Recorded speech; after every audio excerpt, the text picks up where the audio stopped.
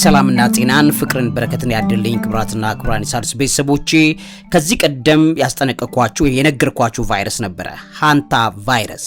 ይሄን ቫይረስ በተመለከተ በጣም በርካታ ነገሮች አሉ። እንግዲህ በደንብ አድርጌ በዚህ ፕሮግራሜ ላይ ተንትኜ እነግራችኋለሁ። አሁን ባለበት ሁኔታ ላይ እንግዲህ ታሪኩን ተነግራችሁ ከቀደሙት አመታት በፊት ይሄን ያክልም ገዳይነት ያልነበረው ነው። ሰዎችን ሊይዝ ይችል የነበረ ነው። ነገር ግን አሁን ወደ ገዳይነት ደረጃ እንዲቀየር የተደረገ የላቦራቶሪ ፕሮዳክሽን የተጨማመረበት ደረጃ ላይ ነው ያለው። በዚህም የተነሳ እንግዲህ ዛሬ እንደሰማነው ከሰዓታት በፊት እንደሰማነው 3 ሰዎችን በመርከብ ላይ ገድለዋል። ይሄን ቫይረስ በተመለከተ እንግዲህ 10 ከጠፉት ሳይንቲስቶች ጋር በምን ሊገናኝ ይችላል የሚለውንም በዚህ ፕሮግራም ላይ በደንብ አድርጌ አሳያችኋለሁ። እሱ ብቻ አይደለም፣ ሃንታ ቫይረስ እንግዲህ በታሪክ ውስጥ የነበረውን ነገርም ጠቅሼ በደንብ አድርጌ ያሳያችኋለሁ። አሁን ይሄን በሽታ ሊቆጣጠሩት ይችላሉ ወይም ደግሞ የሰው ልጅ በላቦራቶሪ የሚያደርገውን ተንኮል በማወቅ ከኮቪድ ጊዜ በኋላ ተመሳሳይ ጥንቃቄ ሊያደርጉ እንደሚችሉበት ጊዜ ላይ እንዳሉ ይታወቃል። ሆኖም ግን ምንድነው ይሄንን በተመለከተ ያለው መረጃ ግን በእጅጉ ይጠቅማቸዋልና በከፍተኛ ሁኔታ ይሄንን የተመለከተውን ተንትኜ በደንብ አድርጌ ያሳያችኋለሁ።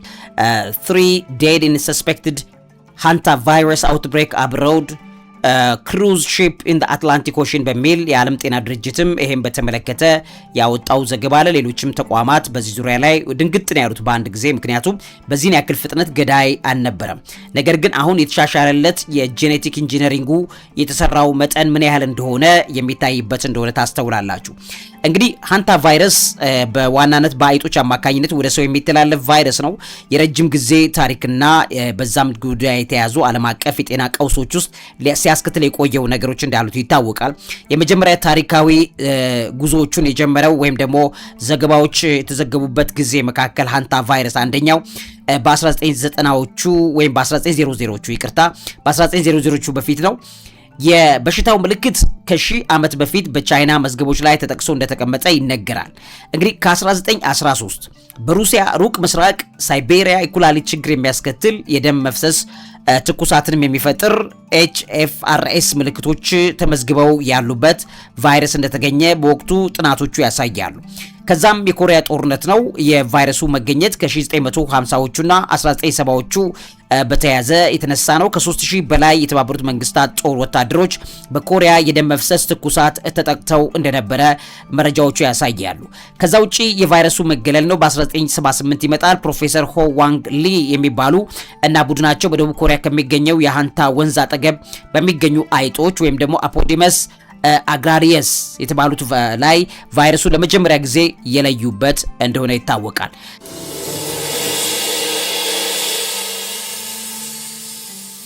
ከዛ ጋር በተያያዘ እንግዲህ ስያሜው ቫይረሱ ከተገኘበት የሃንታ ወንዝ በመነሳት ሃንታ አን ቫይረስ ወይም አሁን ሲያጥር ሃንታ ቫይረስ ተብሎ መሰየሙን ፔብሜድ ሴንትራል የተባለው የሪሰርች ተቋም ይገልጸዋል።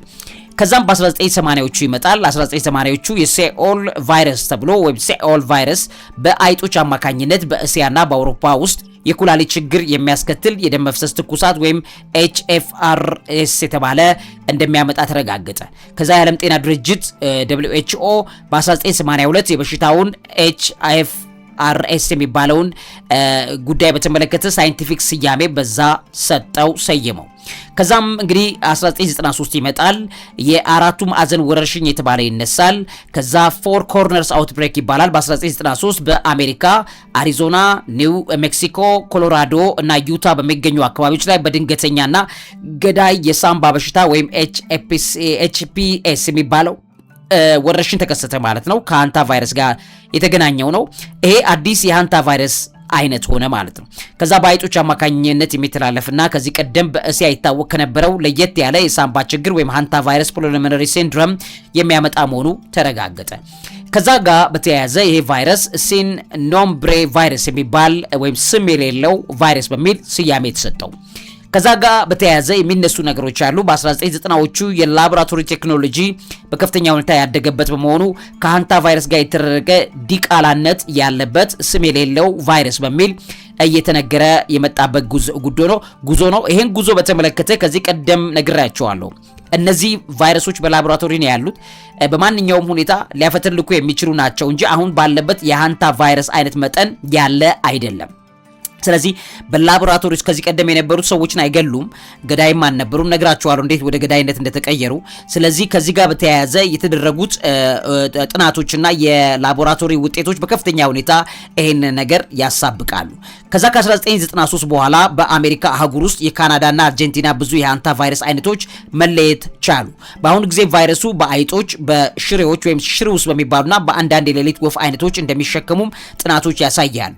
ስለዚህ የተበከሉት አይጦች ሽንት፣ ዳሪ ወይም ምራቅ በአየር አማካኝነት ወደ ሰው ሲተነፈስ ከፍተኛ ትኩሳት፣ የጡንቻ ህመም፣ ሳል፣ የትንፋሽ ማጠር ወይም HPS የሚባለው ወይም የኩላሊት መውደም ወይም HFRS የሚባለው ይመጣል ማለት ነው። ኩላሊት ሙሉ ለሙሉ ፌል ያደርጋል። ከዛ አይጦችን ከአካባቢ ማጥፋት፣ የተበከሉ ነገሮችን ማድረግ ብዙ የሰው ልጅ የሞከረው ነገር እንደሆነ ታያላችሁ። ነገር ግን ይሄ በላቦራቶሪ ውስጥ የተፈበረከው የዚህ ቫይረስ ጉዳይን በተመለከተ ወይም ከፍተኛ ኢንጂነሪንግ የተሰራበትን ነገር በተመለከተ ወደ ኋላ ዞር ብዬ ደግሞ ላሳያችሁ።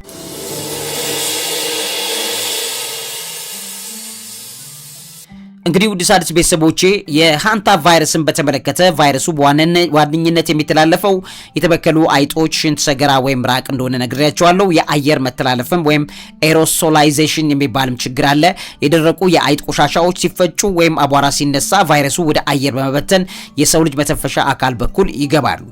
የግንቦት 2026 አሁን በሜይ 4 2026 ላይ በኤምቪ ሆንዲየስ መርከብ ላይ የሶስት ሰዎችን ህይወት በአንድ ጊዜ ገደለው እጅግ የተሻሻለና በጣም አደገኛ ገዳይነቱ የጨመረ ቫይረሱ በዛ ደረጃ ላይ መገኘቱ ነው ዓለምን ያስደነገጠው። ስለዚህ የወረርሽኙ የተከሰተው ከአርጀንቲና ወደ ኬፕ ቨርዲ በሚጓዝ መርከብ ላይ ነው። በአጠቃላይ ሃንታ ቫይረስ ከሰው ወደ ሰው አይተላለፍም ነበር። ነገር ግን በደቡብ አሜሪካ የሚገኘው አንዴስ የተባለው ቫይረስ ዝርያ በጣም ጥቂት በሆኑ ሁኔታዎች ወደ ሰው ሊተላለፍ እንደሚችል ነው የሚታወቀው። ዛሬ እንዴት ሊተላለፍ ቻለ? እንዴት ከሰዎች ወደ ሰዎች በመርከቢቱ ላይ ያ ነገር ሊሆን ቻለ? ያልተፈታ ምስጢር አለ። ውድ ሣድስ ቤተሰቦቼ እንግዲህ ቫይረሱ ከተጋለጠ በኋላ ምልክቶቹ ከ1 እስከ 8 ሳምንታት ነው ሊታዩ የሚችሉት። ልብ በሉ ምን አልኳችሁ? ከ1 እስከ 8 ሳምንታት ነው ሰውየው ለቫይረሱ ከተጋለጠ በኋላ ምልክቶቹ የሚታዩት። ታዲያ እነዚህ ሰዎች በመርከብ ላይ በአንድ ጊዜ ሆነው እንዴት ሊገደሉ ቻሉ? እንዴት ያ ሊሆን ቻለ? 8 ሳምንት ሙሉ አብረው የነበሩ ሰዎች አይደሉም በእርግጠኝነት። ነገር ግን ምንድነው ከጀርባው ያለው ሚስጥር የሚለው ነገር መታወቅ መቻል አለበት። ትኩሳት፣ ከፍተኛ የጡንቻ ህመም፣ ድካም፣ ራስ ምታት እነዚህ አብረው የሚከሰቱ ነገሮች ናቸው። ከ4 እስከ 10 ቀን በኋላ የመተንፈስ ችግር፣ ሳምባ በፈሳሽ መሞላት ይጀምራል። በመርከቡ ላይ የተጓዙ ሰዎች አብረው የነበሩ ሰዎች አይደሉም፣ ወይም ደግሞ በጣም ረጅም ጊዜ በዛ ያሉ አይደሉም። ባልና ሚስቶቹ ብቻ ናቸው በዛ ደረጃ ውስጥ ላይ የነበሩት። ስለዚህ እነዚህ ሁለት ሰዎች ማንነታቸው በተመለከተ በአንድ ፕሮግራም ላይ ሰራላችኋል። ግን እነዛ የጠፉት 10 ሳይንቲስቶች የት ነው ያሉት? እንዴት ይሄ ቅንብር በዚህ ወደ ሰው ደም ስርዓት ላይ ሊገባ ቻለ? እሱን ደግሞ አሳያችኋለሁ በአንድ ፕሮግራም ላይ። ግን እዚህ ጋር ያለውን በደንብ አድርጌ መጀመሪያ ጋርጬ ላሳያችሁ። የሃንታ ቫይረስ እንግዲህ ሳምባ ምች ወይም HPS የተባለውን የሞት መጠን እስከ 38 በመቶ ሊደርስ የሚችል እንደሆነ ይታወቃል። እንግዲህ የወረርሽኙ መንስኤ ከመርከቡ ላይ በተከሰተ የአይጥ መራባት ወይም የደረቀ ቆሻሻ በአየር ማናፈሻ ወይም ቬንቲሌሽን አማካኝነት በመሰራጨቱ ሊሆን እንደሚችል ነው የሚገመተው። እንዳልኳችሁ ግን ቫይረሱ የሚተላለፈው በ10 ቀን ውስጥ ከሆነ ማለትም የሚዳብረው እንደገናም ደግሞ እንዳልኳችሁ ከ4 እስከ 10 ቀናት በኋላ የመተንፈስ ችግር ነው የሚያጋጥመው። እንዴት ሊሆን ይችላል? በምን መልኩ ሊሆን ይችላል? ያንን መመራመር የግድ ይጠይቀናል። ስለዚህ ከዚህ ጋር በተያያዘ ግንቦት 2026 ሪፖርት መሰረት የዓለም ጤና ድርጅት የሃንታ ቫይረስ ጉዳይ በመረጋገጡና ተጨማሪ 5 አጠራጣሪ ጉዳዮችን የመረመረ መሆኑን ነው እየተናገሩ ያሉት። እንግዲህ በሽታው የተበከሉ ቦታዎችን በተመለከተ የሚነገሩ ነገሮች አሉ። እሱን ገብታችሁ እናንተ በደንብ አንብቡበት። ከዛ ውጪ የቫይረሱ ሁኔታ በ60 ዲግሪ ሴልሺየስ ወይም ለ30 ደቂቃ በሚሞቅ ሁኔታ ነው ሊሞት የሚችለው። እንግዲህ ሌሎች ጉዳዮችም ከዚህ ጋር ተያይዘው የሚነሱ ነገሮችን ስታዩ በጣም ነው የሚገርማችሁ። ሃንታ ቫይረስ እስካሁን ክትባት የለውም። ክትባት ያልተገኘለት በሽታ ነው። የሚሰጠውም የመደገፊያ ሕክምና ወይም ነው ሰፖርቲቭ ኬር ነው እንጂ በቀጥታ ምንም አይነት በክትባት መልኩ የሚሰጥ መድኃኒት የለውም። ከዚህ ጋር በተያያዘ ስማቸው የሚነሳ ወይም የሚጠቀስ አሁን እየተጠቀሱ ያሉ 10 ሳይንቲስቶችን በተመለከተ የሚወራው ነገር ምንድን ነው?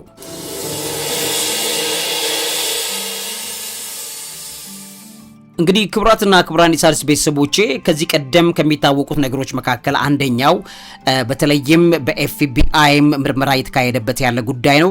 ከባዮ ጦር መሳሪያ ወይም ከባዮ ቫይረስ ጋር የተያያዘ ነው። ይሄም እንግዲህ ከ2000 ኤፕሪል ወር 2026 ጀምሮ በአሜሪካ ከፍተኛ ምስጢራዊ የኒውክሌርና የጠፈር ምርምር ተቋማት ውስጥ ከ10 በላይ ሳይንቲስቶች መሞታቸው ወይም መጥፋታቸው እየተነገረ ይገኛል። እነዚህን ሳይንቲስቶች በተመለከተ እዚህ ስክሪን ላይ እንደምትመለከቱት ሚሲንግ ሳይንቲስትስ ኮንስፓይረሲ ቲዮሪዎች አሉ። እንግዲህ ኤፍቢአይ ኢንቨስቲጌሽንም አለ። ሲቢኤስ ኒውስ እንደዘገበው እዚህ ጋር ኤፍቢአይ ኢንቨስቲጌቲንግ ዲዚዝ ኤንድ ዲስአፒራንስ ኦፍ ስታፍ አት ሴክሬቲቭ ገቨርንመንት ላቦራቶሪስ ይላል። ምስጢራዊ በሆኑ የመንግስት ላቦራቶሪዎች ውስጥ እንግዲህ በተመለከተ የሚሰሩ እነዚህ ሳይንቲስቶችን በተመለከተ ምንድነው የተፈጠረው? ኤፍቢአይ እዚህ ጋር ያስቀመጠውን ነገር በትክክል ልታዩ ይገባል። እንግዲህ ጉዳዩ ከ2023 እስከ ኤፕሪል 2026 ባለው ጊዜ ውስጥ በናሳ ሎስ አላሞስ ብሔራዊ ላቦራቶሪና ተመሳሳይ የጦር መሳሪያ ምርምር ተቋማት የሚሰሩ ከ10 እስከ 11 የሚሆኑ ሳይንቲስቶች ሞተዋል ወይም ጠፍተዋል። ከዚህ ጋር በተያያዘ ኢንተርኔት ተጠቃሚዎች አንዳንድ አካላት የኮንስፓይረሲ ቲዮሪ በርብረው የሚያሳዩ ስራቸው እንደኛ የሆኑ አካላት እነዚህ ሞቶችና መጥፋቶች ከባዮ ጦር መሳሪያዎች ከዩፎ ምርምርና ከባዕዳን ቴክኖሎጂ ጋር እንደገና አሁን ባለው ሁኔታ ደግሞ ከሃንታ ቫይረስ ጋር በተያያዘ እየተነገረ ይገኛል።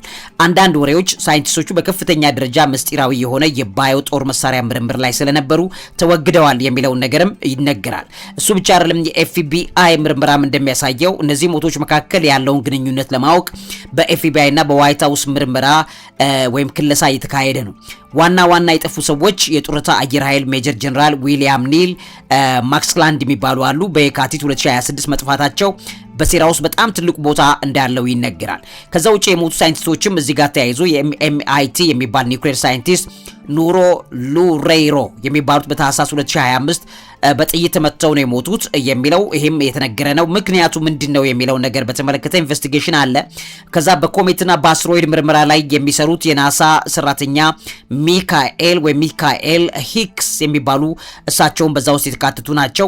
አንዳንዶች ቤተሰቦች እንግዲህ የሞቱት የጠፉት በተፈጥሮ ህመም አይደለም በሚል በግልጽ እየተነገረ ይገኛል። ቤተሰቦቻቸው ሁሉ ያንን ያምናሉ። ከዛ ውጪ እንግዲህ የኮንግረስማን ሪፐብሊካን ጉዳይን በተመለከተም እየተነገሩ ያሉ በጣም በርካታ ነገሮች አሉ። ሚሲንግ ሳይንቲስትስ ኤንድ ኮንስፓይረሲ ቲዮሪስ በሚል እዚህ የምታዩት ትንተና ላይ በደንብ አድርጎ ይነግራቸዋል።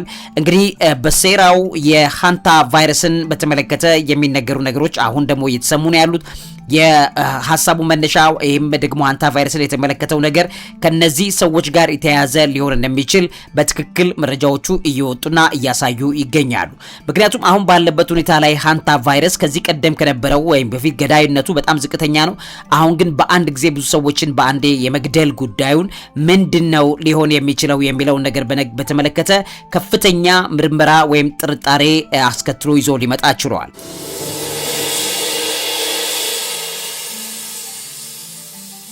እንግዲህ ክቡራትና ክቡራን ኢሳርስ ቤተሰቦቼ የሃንታ ቫይረስን በተመለከተ ይበልጥ ጉዳዩን የሚያወሳስቡ በተለይ ከጂን ኤዲቲንግ ጋር በተያያዘ ከነዚህ ሳይንቲስቶች ጋር ተያይዞ የሚነሱ ነገሮች አሉ። አንደኛው የጄኔቲክ ማሻሻያ ወይም ጌን ኦፍ ፈንክሽን ነው። በዛ ምርምር ላይ ይሰሩ የነበሩ ሳይንቲስቶች አንዶቹ ናቸው። እንግዲህ የሳይንቲስቶቹ የቫይረሱን ጂኖች በመቀየር የመስራጨት አቅሙን የጥቃት ደረጃውን ወይም ደግሞ ቫይሩሌንስ ይባላል ያንን ከፍ ማድረግና የአስተናጋጆችን ወይም ደግሞ አስተናጋጅ አካልን የመያዝ ችሎታውን ለማሳደግ የሚደረግ ስራ ላይ የተሰማሩ ሳይንቲስቶች እንደነበሩ ነው እየተነገረ ያለው። እሱ ብቻ አይደለም። የሃንታ ቫይረስ በአብዛኛው የሚተላለፈው በአይጥ ሽንት ወይም ዳሪ ባለው አቧራ በመተንፈስ ነው። ምርምሮቹ እንግዲህ እንደሚያሳዩት ቫይረሱ በአየር ላይ ረጅም ጊዜ እንዲቆይና በቀላሉ ለሰዎች እንዲተላለፍ ለማድረግ ያለሙ ምርምሮች ተሰርተውበታል። ሶስተኛው የቫይረሱ ቲሹ የመውረር አቅም ማሳደግ ነው። የኒው ወርልድ ሃንታ ቫይረሶች የሚባሉት የሳምባ ቲሹን በመውረር የካርዲዮፑልሞነሪ ሲንድሮም ወይ ደግሞ HCPS የሚባሉን ያመጣሉ። ምርምሩ እንግዲህ ቫይረሱ ወደ ሳምባ ውስጥ ዘልቆ የመግባትና ፈሳሽ የመሙላት አቅሙን ወይም ቬስኩላር ሊኬጁን እንዲጨምር ሊሰራ የሚችልበት አቅም ድረስ ኢንጂነሪንግ ተሰርቷል። ከዛ ውጪ እንግዲህ የመዳን ጊዜ በሰው አካል ውስጥን ማራዘም ነው። ቫይረሱ በሰዎች አካል ውስጥ የሰውነትን በሽታ የመከላከል ስርዓት ሳይታወቅ ረዘም ላለ ጊዜ እየቀጠቀጡ እንዲቆዩ ለማድረግና የማባዛት አቅሙን እንዲያሳድግ ማሻሻያ በላቦራቶሪ ተደርገዋል። እነዚህ ሳይንቲስቶች ይሄን ምስጢር ያውቃሉ። በተለይ ከህዋ ወይም ዩኒቨርስ ጋር በተያያዘ የሚደረጉ ከሃንታ ቫይረስ ጋር የሚደረጉ ጥናቶችም ከነዚህ ሰዎች ጋር በተያያዘ የሚደረግ ቅኝት አለ። በጣም በሚገርም ሁኔታ በስፔስ ዓለም ላይ እነዚህ ቫይረሶች እንዲራቡና በላቦራቶሪ ተቀምጠው ምርመራ በሰው ላይ መተላለፍ እንዳይችሉ ለማድረግ በስፔስ ላይ የሚደረጉ ላቦራቶሪዎች አሉ። ስፔስ ላቦራቶሪዎች አሉ የሚደረጉ እና እነዚህ ሰዎች በዛ ውስጥ የሚደረግ ምርመራ ላይ የተሳተፉ ሰዎች እንዳሉበትም ይታወቃል። ሌላኛው ለሃንታ ቫይረስን በተመለከተ እንግዲህ ከሰው ስርጭትን መፍጠር ነው። ይሄ በሚገርማችሁ ደረጃ ከዚህ ቀደም ከነበረው ከ1990ዎቹ ከነበረው አሁን 2026 ላይ የመጣበት ይሄ አቅም ማለት በፍጥነት ሰዎች መግደል የሚችልበት አቅም ነው። ስለዚህ ከላቦራቶሪ ካልወጣ በቀር ይሄን ሊያደርግ አይችልም። ከዚህ ጋር በተያያዘ ምርምር የሚያደርጉት እነዚህ ሳይንቲስቶች ቫይረሱ ወደ ሳምባ ውስጥ ዘልቆ የመግባትና ፈሳሽ የመሙላት አቅሙን ወይም ደግሞ ቬስኩላር ሊኬጅን እንዲጨምር ሲሰሩ የቆዩ እንደሆነ ይታወቃል። ሌላኛው የመዳን ጊዜ በሰው አካል ውስጥ ማራዘም ነው። ቀደም ብዬ እንዳልኳችሁ ከዛ ውጪ ደግሞ ለሰው ስርጭት መፍጠር ነው። በአሁኑ ወቅት እንግዲህ የሃንታ ቫይረስ በተለይም አንዴስ የሚባለው ቫይረስ ካልሆነ በቀር ከሰው ወደ ሰው በቀላሉ አይተላለፉም ነበር። ምርምሩ እንግዲህ ቫይረሱ በቀላሉ ወደ ሰው እንዲተላለፍ የማድረግ ወረርሽኝ የመፍጠር አቅሙን ሊጨምር የሚችልበት ላይ የሰሩ ሳይንቲስቶች ናቸው።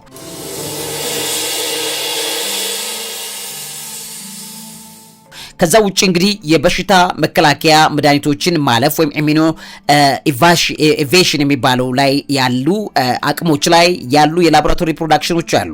ቫይረሱ በሰውነት የሚመነጩ የተፈጥሮ ጸረ ቫይረስ ንጥረ ነገሮች ወይም ደግሞ ኢንተርፌርኖስ እንዳያጠቃና እንዳይገድሉት ጄኔቲክ ማሻሻያዎችን ተደርጎበታል። ስለዚህ የሰውነት የተፈጥሮ የመከላከያ አቅም ያንን ነገር አልፎ መግባት እንዳይችል ኢንጂነሪንግ ተሰርቷል። ይሄ እንግዲህ ከባዮ ዌፐን ጋር ተያይዞ ነው። ማለትም በላቦራቶሪ የተደረገ ጦር መሳሪያ ማለት ነው። ያንን ተጠቅሞ ሰዎችን ለመፍጀት የተደረገ እንደሆነ ታያላችሁ። ከዛ ውጪ እንግዲህ የተለያዩ ዝርያዎችን ማቀላቀል ነው ወይም ደግሞ ይሄ ሪአሶርትመንት የሚባለው ነው። የሃንታ ቫይረስ ጂኖም በ3 ክፍሎች የተከፈለ ነው። 2 የተለያዩ የቫይረስ ዝርያዎች በአንድ ሴል ውስጥ ሲገቡ አዲስ ይበልጥ በጣም አደገኛ ዝርያ ወይም ሃይብሪድ የመፍጠር አቅም አላቸው። ከዚህ ጋር በተያያዘ ሪሰርቬር ነው ወይም ደግሞ የአይጥን አያያዝ ማሻሻል ነው።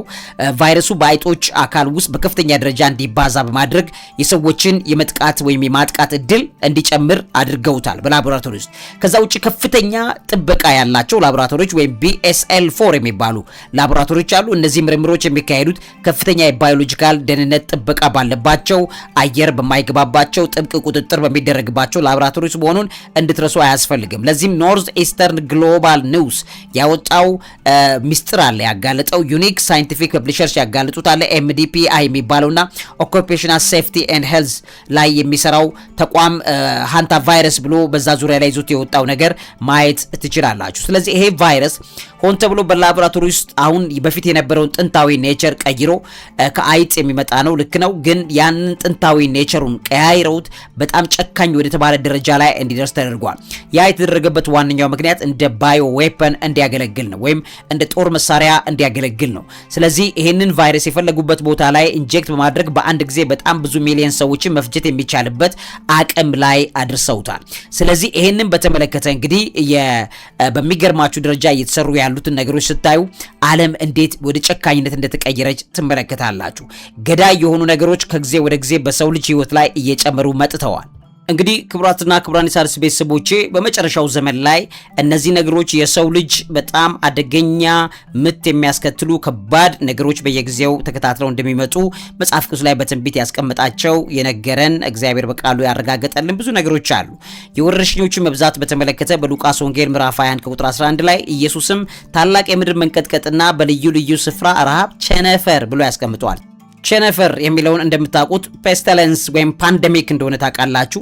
ያንን በተመለከተ በጣም ብዙ በዓለም ላይ ቸነፈር እንደሚበዛ ወይም ፓንደሚክ የሚባዙ ነገሮች እንደዚህ ቫይረሶች ዓለምን እንደሚፈጁ በተደጋጋሚ መጽሐፍ ቅዱስ ላይ በትክክል አስቀምጦልናል። ስለዚህ ቸነፈር ማለት ሰፊ ተላላፊ በሽታ ወይም ወረርሽኝ ማለት ነው። ሌላኛው የሀገራት መነሳሳትና ቸነፈር በማቴዎስ ወንጌል ምዕራፍ 24 ከቁጥር 7 እስከ 8 የተቀመጠ ነው። ይሄም እንግዲህ ህዝብ በህዝብ ላይ መንግስትን በመንግስት ላይ ይነሳል ቸነፈርም ይሆናል ብሎ አስቀምጦታል ያስቀምጣል። ይሄ ሁሉ የምጥ መጀመሪያ ነው በሚል ነው የሚያስቀምጠው። ጦርነትና ወረርሽኝ አብረው በአንድ ጊዜ የሚከሰቱበት ጊዜ በሚመጣበት ሰዓት የኢራን ጦርነት ወረርሽኝ በአንድ ላይ በሚመጣበት ሰዓት ቃሉ ምን ይለናል የሚለውን ነገር እንድታውቁት ያስፈልጋል።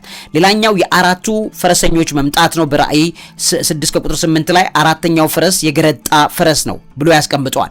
በላዩ ላይ የተቀመጠውም ስሙ ሞት ነው ብሎ ያስቀምጣል። በምድርም አራተኛ እረፍት ላይ እንግዲህ ሰይፍና ረሃብ ቸነፈር ወይም ፔስቲለንስን እንደሚያመጣ ይናገራል። የምድር አራዊትን እንዲገሉ ስልጣን ሰጣቸው ይላል። ወረርሽኝ ይነሳሉ። በጣም አደገኛ ይሄ ፔል የሚለው ነገር በሽታዎች ወረርሽኞችን የሚያሳይ ነው። ሰው በካንሰርም በወረርሽኝ በቫይረስ በተለያዩ አይነት ነገር ሲያዝ ፔል ወይም ደግሞ የገረጣ ቆዳ ያመጣል። ይሄንን በመጨረሻዎቹ ዘመናት የብዙ ሰዎች ሞት ምክንያት እንደሚሆን ቅዱስ መጽሐፍ በትክክል የነገረን ነገር ልንረሳ እንደማይገባ ማወቅ ማሰላሰል ያስፈልጋል።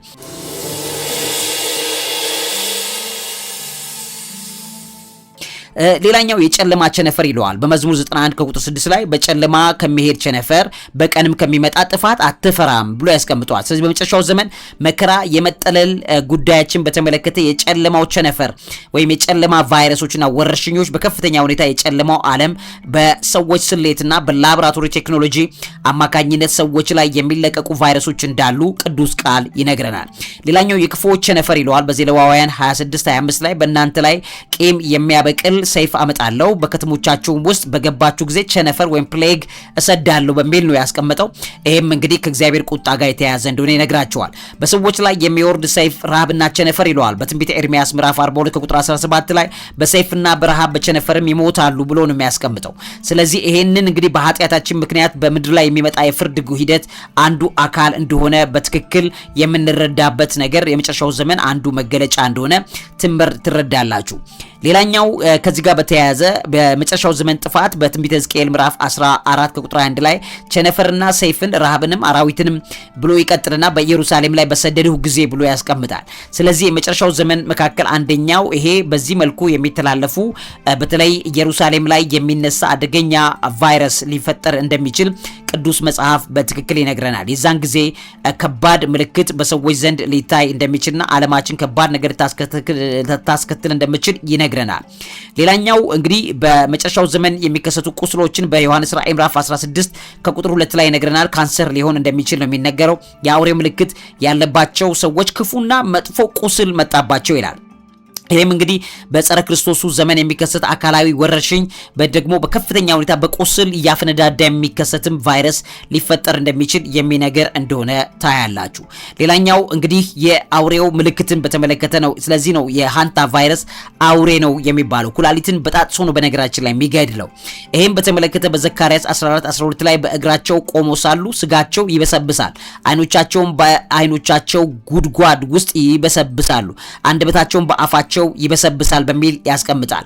ሌላኛው በዮሐንስ ራእይ ምዕራፍ 11 ከቁጥር 6 ላይ የፈለጉትንም መቅሰፍት ሁሉ ምድርንም ይመቱ ዘንድ ስልጣን አላቸው፣ በኃጢአት ላይ የሚወርዱ መቅሰፍቶች ናቸው በሚል ያስቀምጠዋል። ውድ ሣድስ ቤተሰቦቼ እነዚህና መሰል ጉዳዮችን እግዚአብሔር አስቀድሞ እንደነገረንና ሊከሰቱ የሚችሉ ነገሮች ስለሚሆኑ ሁልጊዜ ነቅተን ጠብቀን ራሳችንን ልንመለከት የሚገባ ነገር እንደሆነ ማሳወቅ ማሳሰብ እወዳለሁ።